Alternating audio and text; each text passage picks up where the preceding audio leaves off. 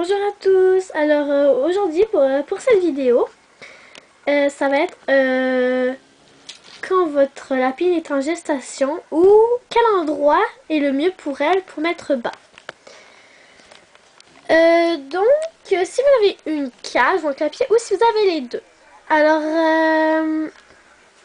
déjà à l'intérieur. Alors à l'intérieur, elle sera protégée des animaux dehors qui pourraient être des dangers pour elle ou sa progéniture. Elle pourrait se sentir aussi moins menacée que si elle était à l'extérieur.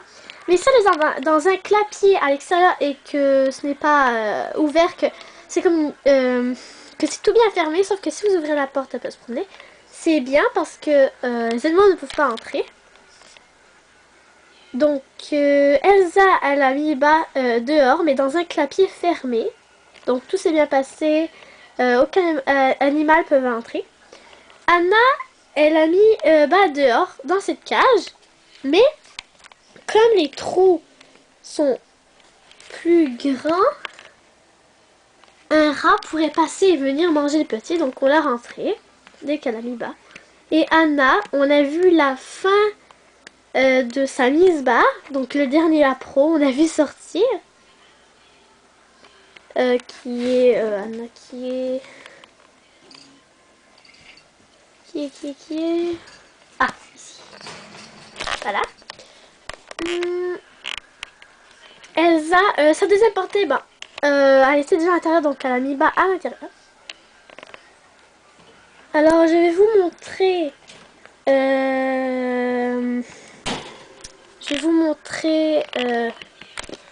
à l'extérieur qu'est-ce que ça pourrait faire. Donc, les possibilités positives ou négatives. Donc, à l'intérieur, c'est sûr que c'est possible. Mais si, par exemple, votre cage peut être ouverte et que vous avez d'autres animaux, comme des chats, ça pourrait être vraiment dangereux. Surtout pour des petits lapins qui sont sans défense. Alors, dehors, moi, j'amène aussi ça comme ça. Alors, ici, ce sont mes cailles. Ici, le grand clapier. Donc, Elsa a mis bas dans ce clapier. Elle a mis bas là-bas. Alors, la fin est nulle. On a nettoyé parce que ça fait longtemps qu'elle a fait... Elle n'a pas été là, donc c'était exactement ici qu'elle a fait son nid. Un grand nid, grand. Alors, elle a fait praline et grignotine ici. Donc, c'était bien fermé, comme vous pouvez le voir. La seule façon, c'est avec des mains qu'on puisse faire ça. Et de l'autre côté, avec un crochet à bâton de bois qui tient ça. Donc, l'enclos, très bien fermé, sauf que...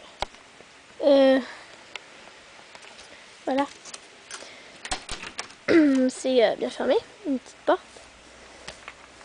Donc, les cages de Boubi et Anna étaient là avec un grand toit. Comment on fait?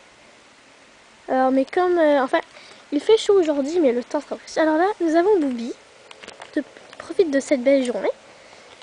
Alors, Boubi cherche moins à s'évader. Bon, alors, les lapins extérieurs, ils peuvent se promener dans le clapier qui n'est plus habité définitivement. Voilà. Il sera réhabité tard.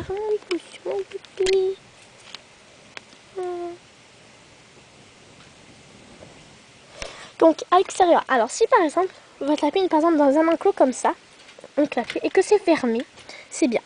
Si elle est en liberté, là c'est dangereux. Des animaux sauvages ou des chats pourraient venir manger les bébés, ou elle pourrait aller dans un coin vraiment bien caché. Vous ne pourrez pas voir si tout se passe bien, elle pourrait rester coincée ou plein de situations dramatiques qui puissent se passer.